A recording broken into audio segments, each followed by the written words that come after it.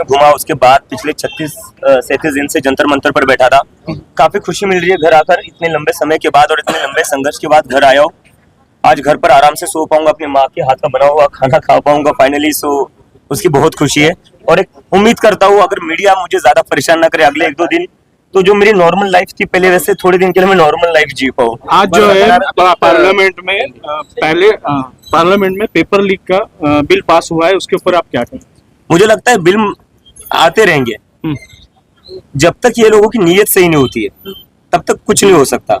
Bill reforms इस देश में कई कानून अच्छे बने हुए हैं, कानून एक से एक बनते हैं इस देश में। फास्ट ट्रैक कोर्ट का वादा किया था नरेंद्र मोदी ने 3 दिन पहले, और उस पर लोग काफी खुश हो गए थे कि अब पेपर लीक पर फास्ट ट्रैक कोर्ट बैठ गए। क्या हुआ पहली हियरिंग में? पहली हियरिंग ही पोस्टपोन हो गई क्योंकि सीबीआई का काउंसिल आया नहीं। तो कानून आप कैसे भी बना लो, जब तक उसको इम्प्लीमेंट करने वाले अच्छे नहीं है तब तक उस कानून का क्या मतलब है। अगर एफआईआर पीछे नहीं लेते और स्टूडेंट्स को ऐसे ही परेशान करते रहेंगे तो हम फिर से आंदोलन करेंगे। इस सरकार को ये बात समझनी चाहिए कि स्टूडेंट्स का गुस्सा कम नहीं हुआ है। अगर उन्हें लगता है एक धर्मेंद्र प्रधान का इस्तीफा देकर ये गुस्सा ठंडा हो जाएगा, ऐसा नहीं है। गुस्सा बहुत ज्यादा है लोगों में और जरूरत पड़ी तो ये आंदोलन फिर होगा और जो पिछला हुआ उससे भी बड़ा आंदोलन होगा।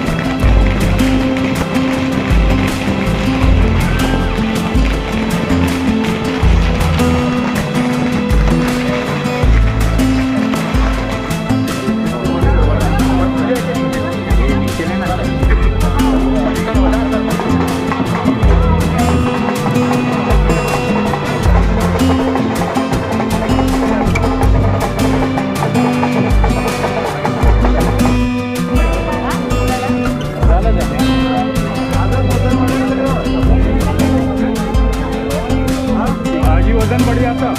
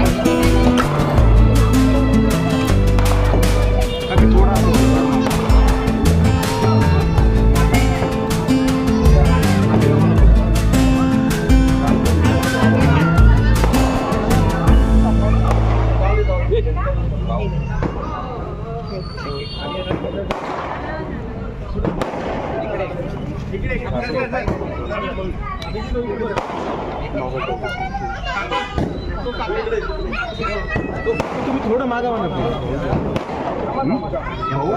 या साईड नाही इकड नाही आणि तुम्ही इकड नाही या साईड नाही थोडं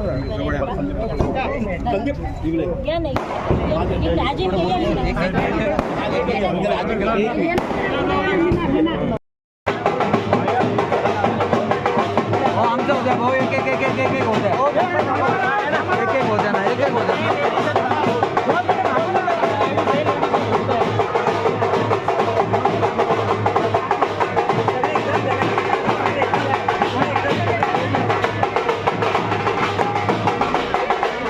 फोटो भी घ्या दादा एक मिनिट, एक फोटो घेऊ द्या दादा. एक मिनिट मागे दादा, एक मिनिट मागे दादा, मागे दादा, मागे एक मिनिट दादा, मागे दादा, मागे ना तुम्ही. हा भाऊ समोर, भाऊ समोर, हा भाऊ समोर, समोर दादा, समोर. Okay, yes okay. मैं घुमा, उसके बाद पिछले 36-37 दिन से जंतर मंतर पर बैठा था. काफी खुशी मिल रही है घर आकर, इतने लंबे समय के बाद और इतने लंबे संघर्ष के बाद घर आया हूँ. आज घर पर आराम से सो पाऊंगा, अपनी माँ के हाथ का बना हुआ खाना खा पाऊंगा फाइनली. सो उसकी बहुत खुशी है और एक उम्मीद करता हूँ अगर मीडिया मुझे ज्यादा परेशान ना करे अगले 1-2 दिन, तो जो मेरी नॉर्मल लाइफ थी पहले वैसे थोड़े दिन के लिए मैं नॉर्मल लाइफ जी पाऊँ. आज जो है पार्लियामेंट में पहले पार्लियामेंट में पेपर लीक का बिल पास हुआ है, उसके ऊपर आप क्या कहें? मुझे लगता है बिल आते रहेंगे. जब तक ये लोगों की नीयत सही नहीं होती है तब तक कुछ नहीं हो सकता. बिल रिफॉर्म्स इस देश में कई कानून अच्छे बने हुए हैं. कानून एक से एक बनते हैं इस देश में. फास्ट ट्रैक कोर्ट का वादा किया था नरेंद्र मोदी ने 3 दिन पहले और उस पर लोग काफी खुश हो गए थे कि अब पेपर लीक पर फास्ट ट्रैक कोर्ट बैठ गए. क्या हुआ पहली हियरिंग में? पहली हियरिंग ही पोस्टपोन हो गई क्योंकि सीबीआई का काउंसिल आया नहीं. तो कानून आप कैसे भी बना लो, जब तक उसको इम्प्लीमेंट करने वाले अच्छे नहीं है तब तक उस कानून का क्या मतलब है? आपने वीडियो देखे पंतप्रधान जी के जो मोबाइल पे उन्होंने किए? मुझे लगता है उनको इन्फ्लुएंसर बनना चाहिए. बहुत अच्छा कर रहे हैं वो, एज ए इन्फ्लुएंसर बहुत अच्छा काम कर रहे हैं. प्रधानमंत्री की कुर्सी छोड़ दे, इन्फ्लुएंसर बन जाए, प्रधानमंत्री का काम कोई और कर लेगा. अभी भी कई सारे स्टेट में जो भी पीछे नहीं लिया गया है. अगर एफआईआर पीछे नहीं लेते और स्टूडेंट्स को ऐसे ही परेशान करते रहेंगे तो हम फिर से आंदोलन करेंगे. इस सरकार को ये बात समझनी चाहिए कि स्टूडेंट्स का गुस्सा कम नहीं हुआ है. अगर उन्हें लगता है एक धर्मेंद्र प्रधान का इस्तीफा देकर ये गुस्सा ठंडा हो जाएगा, ऐसा नहीं है. गुस्सा बहुत ज्यादा है लोगों में और जरूरत पड़ी तो ये आंदोलन फिर होगा और जो पिछला हुआ उससे भी बड़ा आंदोलन होगा. कंगना राणावतने एक टीका केली, जे जयंती होते तिथे त्या ठिकाणी त्यांनी मोदींबद्दल आक्षेपार्ह भाषा वापरली, त्याच्यावर त्यांनी आक्षेपार्ह टीका केली. उन्होंने कहा है कि वो गटर छाप है कंगना रनौत ने, और उनके माता पिता के बारे में भी कहा है. जो बच्चे आंदोलन करता थे उनके माता पिता के बारे में भी उन्होंने टिप्पणी की है. कंगना रनौत आखिरी बार पार्लियामेंट में कब दिखी थी? सीरियस पॉलिटिशियंस के कोई रिएक्शन होंगे तो मुझे वो बता दीजिए.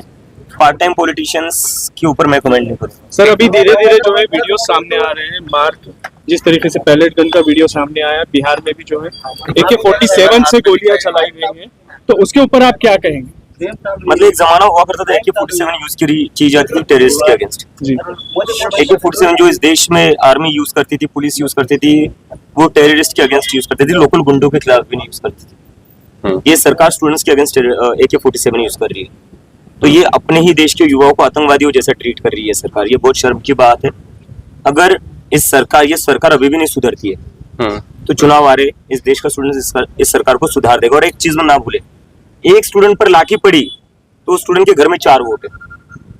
नरेंद्र मोदी बस वोट की भाषा समझते हैं, अमित शाह बस वोट की भाषा समझते हैं. तो उनके वोट की भाषा से मैं समझाना चाहता हूँ, एक स्टूडेंट पर पैलेट गन चलेगी, एक स्टूडेंट पर लाठी चलेगी तो उसके घर में 4 वोट है, वो आपके कम हो जाएंगे. वक्त है, अभी भी सुधर जाओ, वरना चुनावों में स्टूडेंट सुधार देंगे आप लोगों को. ठीक आहे, थँक्यू. कधी बोलणार? देऊ नये. पण तुमच्या ताकदीपुढे सरकार झुकलेलं पण दिसतंय या सगळ्या याच्यामध्ये बऱ्यापैकी. झुकलंच पाहिजे ना. लोकांसमोर झुकण्यात सरकारला लाज कसली? लोकतंत्रामध्ये सरकारला लोकांसमोर झुकावं लागतं, त्यात काय? नाही, असं आहे की काही गुन्हे इतर राज्यातनं अजून मागे घेण्याच्या संदर्भात काही सरकारशी बोलणं झालं का? म्हणजे बोलणं चालू आहे, आश्वासन दिलं होतं, लेखी अजून काही आले नाही. आम्ही त्याचीच वाट बघतोय. आणि पण न्यूज येत आहेत, रिपोर्ट्स येत आहेत की बाकी राज्यात खूप त्रास देत आहेत स्टुडंट्सला. दिल्लीमध्ये चालू आहे. मला बरेचसे कॉल आले की त्यांच्या स्टुडंट्सच्या घरी पोलीस चालली आहे, तर सरकारने थांबावं. नाही तर हा राग अजून वाढेल आणि त्या सरकारला मागा. एक आक्षेप घेतलाय, बुलेट ज्या मारल्या पोलिसांनी त्यावर सुद्धा तुम्ही आक्षेप घेतला. स्टुडंट्सवर पेलेट गन्स मारण्याचं काय? पेलेट गन तर पहिली गोष्ट ही वापरण्यातच नाही येऊ देशातल्या कोणत्याच नागरिकावर, फक्त स्टुडंट्सच नाही. तुमच्या देशाचे नागरिक आहे ना, काय आतंकवादी तर नाहीये. काय म्हणून तुम्ही पेलेट गन वापरले? ज्यांनी कोणी पेलेट गन्सची ऑर्डर दिले, मग ते अमित शाह किंवा असू नये, त्यांच्यावर कारवाई झाली पाहिजे. एक आक्षेप पण घेतला जातो सातत्यानं तुमच्या त्या पार्टीबद्दलचा, की तुम्ही सांगितलं की एक विद्यार्थी आहेत, त्यांचं बलिदान गेलंय आणि त्याचं यश मिळाल्यानंतर मग तुम्ही आनंदोत्सव साजरा केला, 5 स्टार मध्ये पार्टी केली, अशा प्रकारचा आक्षेप देखील घेतला गेला.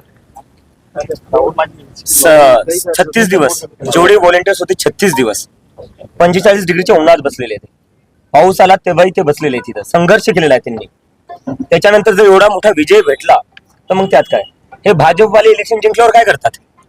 रस्त्यावर मार्च करतात. रस्त्यावर मार्च नाही केला आम्ही. जेवढे आमचे व्हॉलेंटियर्स आहे ते एका जागी गेले, एका जागी त्यांनी काय थोडंफार एका दिवसासाठी एन्जॉय केलं. त्याच्यात वाईट काय? वाईट काय त्याच्यात? 36 दिवसांचा कोणी संघर्ष करतोय. या भाजपवाल्यांसारखे रस्ते तर अडवले नाही, रस्त्यावर तर मार्च दाखवला नाही. पण आता एवढंच आहे की 21 विद्यार्थ्यांच्या आत्महत्येनंतर 21 विद्यार्थ्यांनी आत्महत्या केली आणि त्यानंतर हे आंदोलन झालं आणि त्यानंतर ही पार्टी आहे. यावरती जास्त करून मला तुम्हाला हे विचारायचं, 21 विद्यार्थ्यांच्या आत्महत्येनंतर धर्मेंद्र प्रधानचं स्वागत करताना भाजपला लाज नाही वाटली संसदेत? तुम्ही आम्हाला काय प्रश्न विचारता? आमच्यामुळे आत्महत्या केली. अभिजित, एक वेगळा प्रश्न. घरी आल्यावर नेहमी स्पेशल असतं. मुलांच्या उधळणीत स्वागत करण्यात आलं, सगळे आनंदी आहे, खुश आहे. आमचा मुलगा आता घरी थांबेल बरंच वेळ असं पालक सांगतायत.